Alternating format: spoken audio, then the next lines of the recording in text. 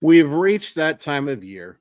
It's the off season, and it's time to look forward to the 2025 season, which we all hope is better than the 2024 campaign because, of course, we do. But we're also going to look back and we're going to recap every single Mariner who played for the team in 2024.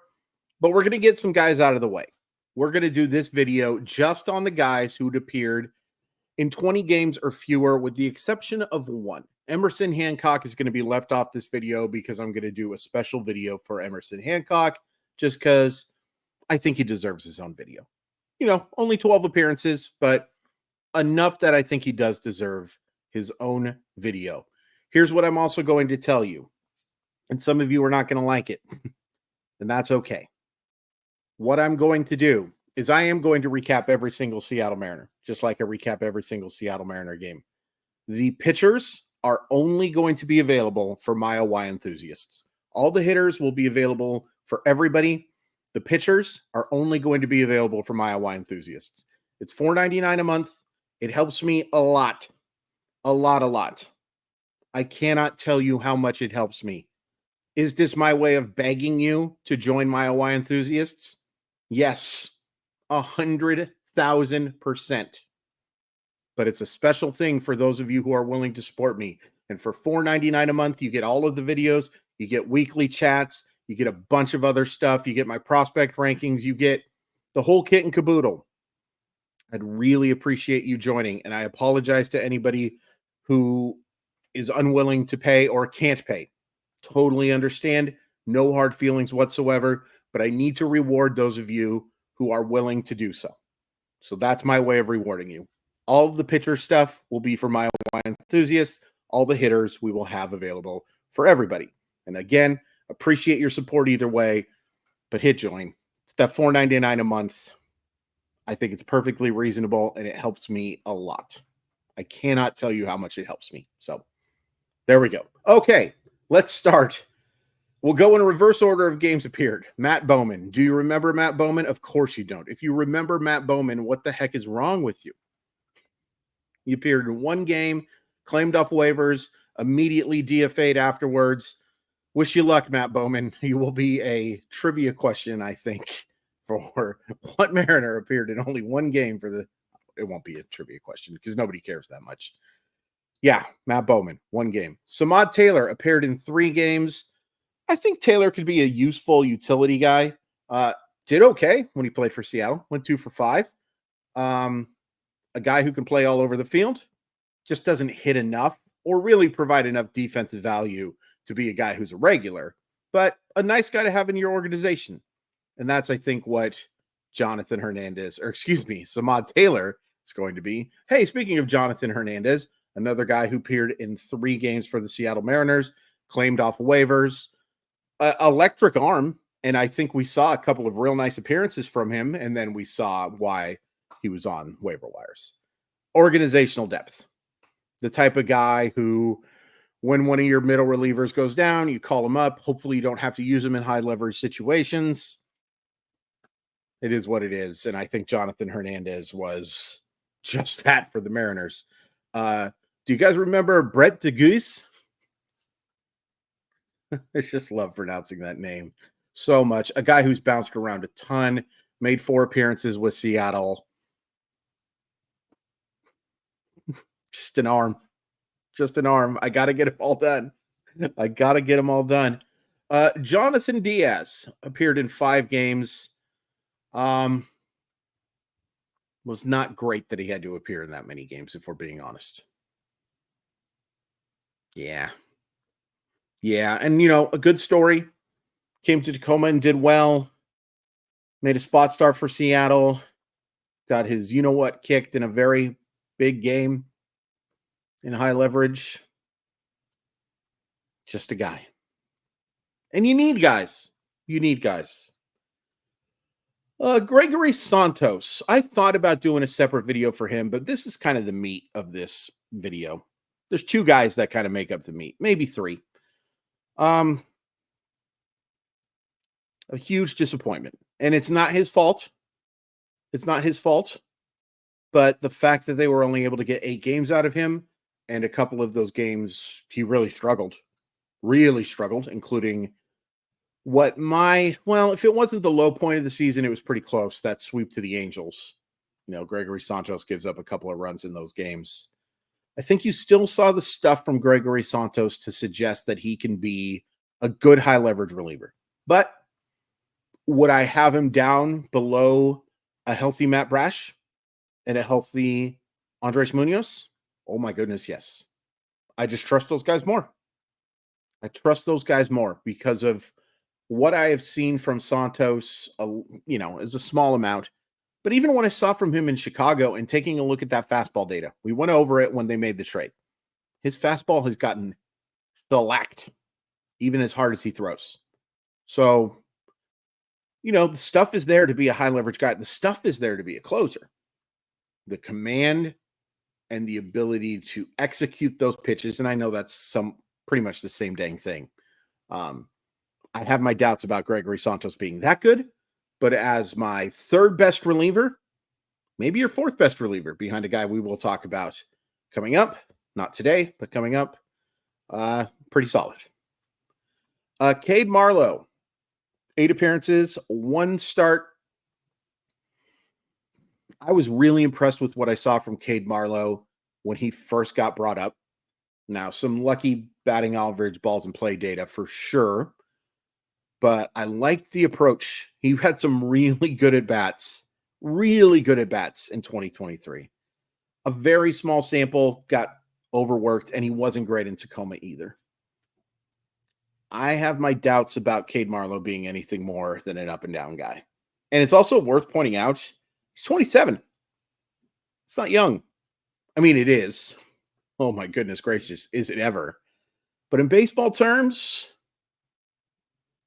generally 27, it's not unheard of that guys get better, obviously. But it's closer to what you see is what you get.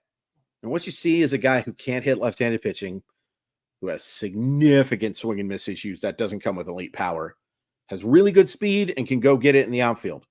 I like having a guy in my organization like Cade Marlo, but he can't be anything more than an up-and-down Tacoma guy. Sam Hagerty. And now, interestingly enough, Sam Hagerty was involved in a transaction today. The Seattle Mariners added him to the 40-man roster after missing almost the entire season. He appeared in 8 games for Seattle, also spent some time in Tacoma, but I think they have plans for Sam Hagerty, because otherwise I think you DFA him, or you at least, I wouldn't say non-tender, but I think the fact that Sam Hagerty was added back to the 40-man roster tells me that the Mariners plan on having Sam Hagerty play for them next year. And I get it, because he's a guy, he's not a great outfielder, but he can play out there. He's not a great second baseman. He can play out there. He's kind of your poor man's Dylan Moore. And, the difference being is that, they're kind of similar. He's a guy who can, Sam Hagerty should only play against left-handed pitching. Let's just be honest. Sam Hagerty should only play against lefties. I know that he had a reverse split season in 2023, but that's what he's here for. He's here to be a lefty guy, a guy to hit left-handed pitching. And he's done a solid enough job for it. And as your 26th player on your roster, and especially, we have to acknowledge that the Seattle Mariners, being an organization that doesn't like spending a ton of money, having a guy like that in your organization is pretty nice. So I would imagine that Sam Hagerty is going to be a part of the Seattle Mariners to begin 2025. I guess my one caveat would I be stunned if, when the Mariners need 40-man roster room, if he's a guy they DFA? Not entirely. Not entirely. So, but I do think the fact that they added him back to the 40-man roster rather than risk losing him on waivers tells you that they do have a plan for him. Tyson Miller. Do you guys remember Tyson Miller? Tyson Miller was a guy that they added for, I'm pretty sure it was just a non-roster invite type of guy, but got called up to Seattle and did well there. 9 appearances with a 3.09 ERA and a 12-2 strikeout to walk ratio. And then the Mariners decided to let him go, and I don't remember exactly what the corresponding transaction was. It doesn't matter. He goes and joins the Chicago Cubs. 49 appearances, a 42 to 10 strikeout to walk ratio in 15 1/3 innings, and a 2.15 ERA. Oops.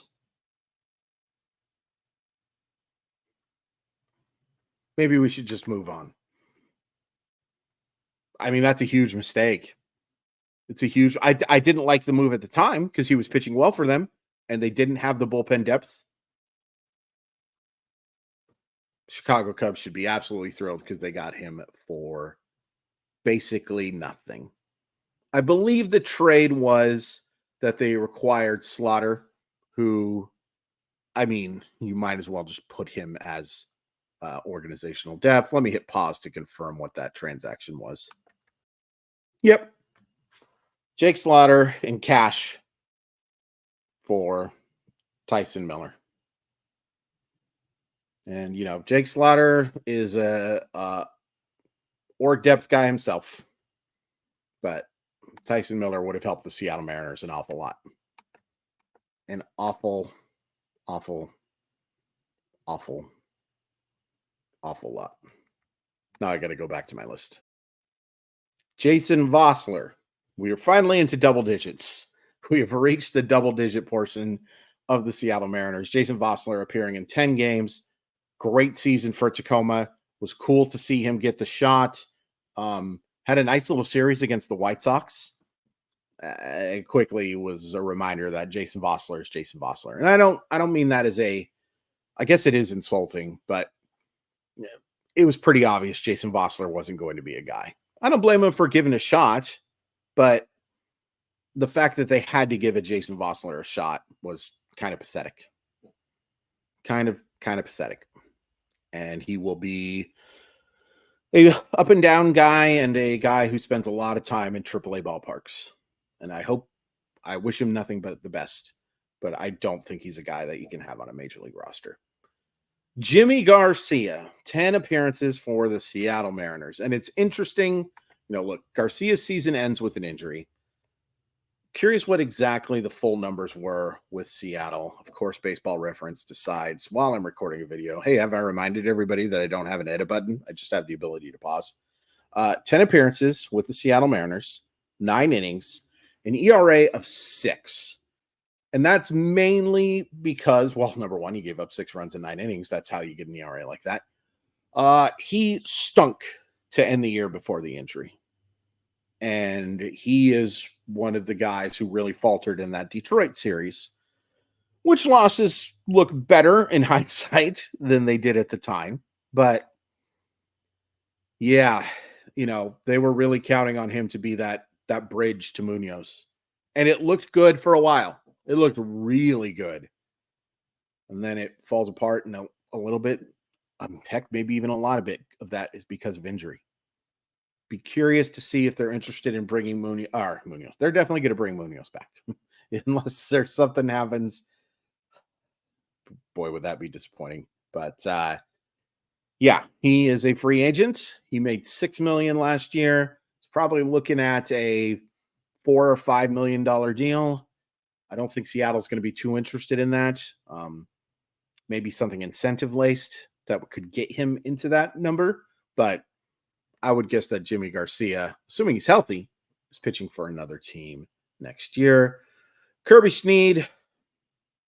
The fact Kirby Sneed appeared in 11 games just drives me insane. And it's nothing personally, I keep saying like they're watching. Kirby Sneed was just not a major league pitcher. The fact he got as many appearances as he did, and a lot of that had to do with injuries and ineffectiveness from Gabe Spire, and then for a time, Taylor Sassetto, although Sassetto is not as much correlated, I think, to the Kirby Sneed experience as Spire was. Yeah. Oh, and then Sassetto was on the injured list too. So, long story short, Kirby Sneed was the only lefty they had for a bit, and it was not good. It was not good. The absolute picture of an organizational depth guy. 11 appearances. I hope I don't see Kirby Sneed pitch for the Mariners ever again. We skip Emerson Hancock. Now we go to Tyler Locklear, who had a very solid season in the minors. and is only 23 years old, looked overmatched in the majors. Just too much swing and miss. And for a team that had a lot of swing and miss, but way too much swing and miss. Just entirely too much swing and miss. And I don't think that they're going to have him start the year as the starting first baseman in Seattle. He certainly could earn that job depending on what they do in free agency. Let's assume they're not players for Christian Walker and Pete Alonso. And a spoiler alert, I think it should be in that order.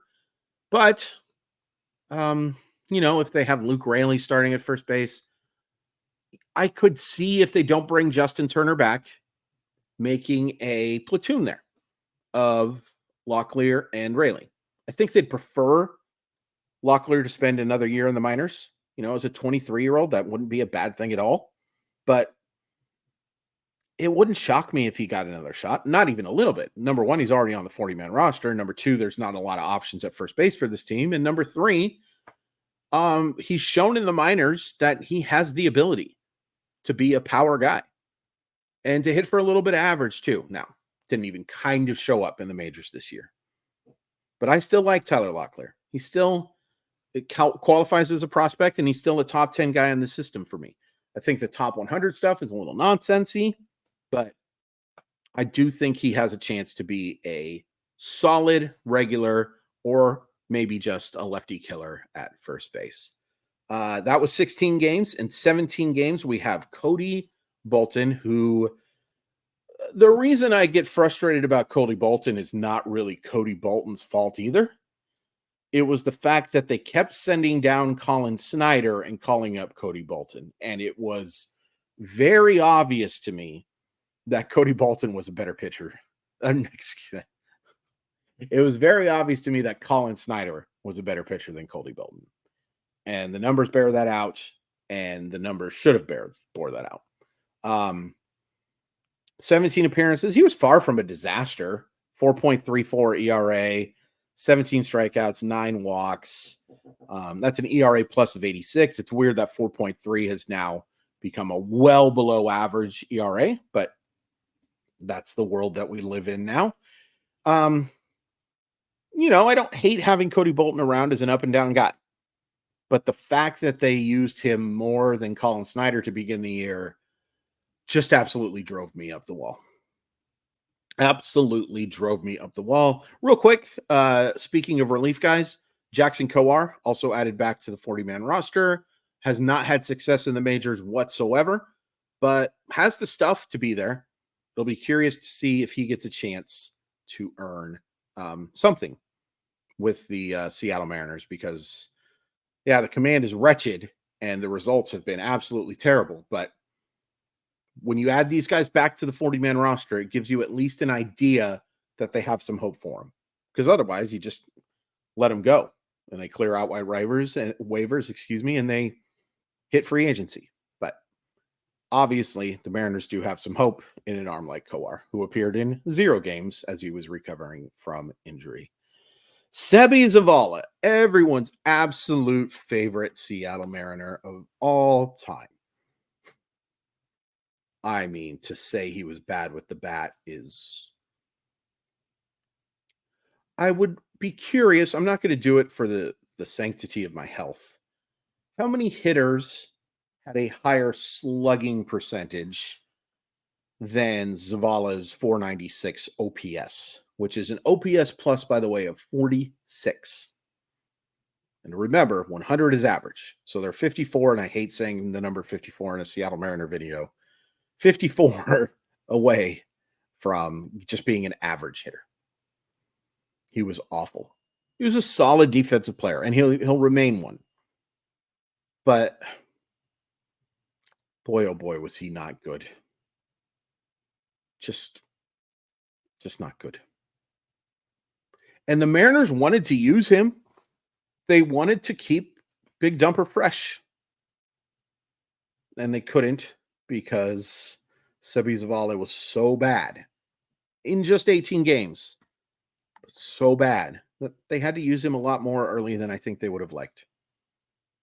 Yuck. Seby Zavala, I wish you nothing but the best.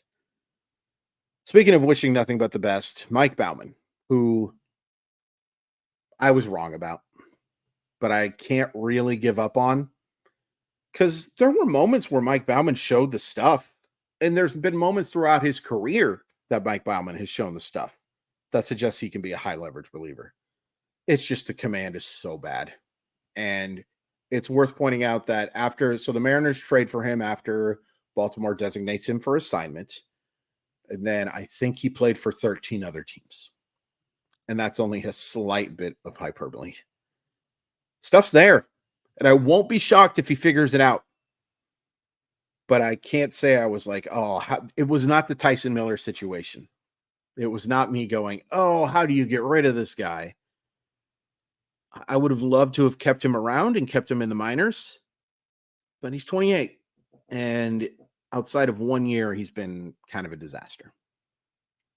But I hope you figure it out, in part because you have the same name as a friend of mine, Mike Bauman of Fangraphs. Great writer, horrible human being, but great writer. Again, whenever I say horrible human being about someone, it's probably a joke. I had about 45 people the last time I did that for Ryan Divish, ask if I really hated Ryan Divish. And the answer is yes. Jonathan Clase. No, I don't hate Ryan Divish. Jonathan Clase, who gets traded to Toronto boy, I always forget this. Is he the Jimmy Garcia trade? Or is he the Justin? No, he's the Jimmy Garcia trade. It doesn't matter.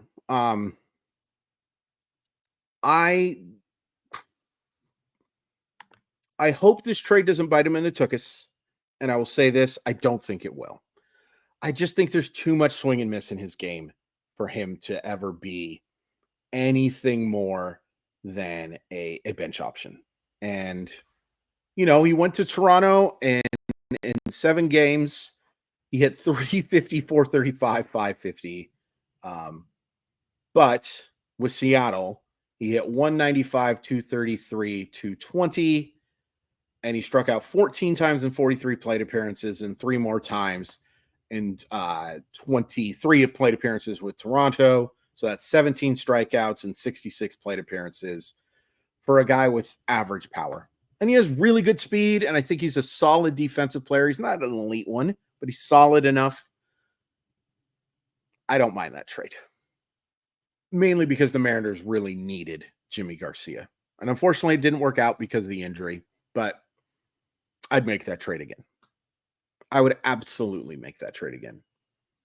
I understand if you just take a look at Jimmy Garcia pitching somewhere else and Jonathan Clase being cost controlled and probably playing for Toronto. I have my doubts. I wish him luck.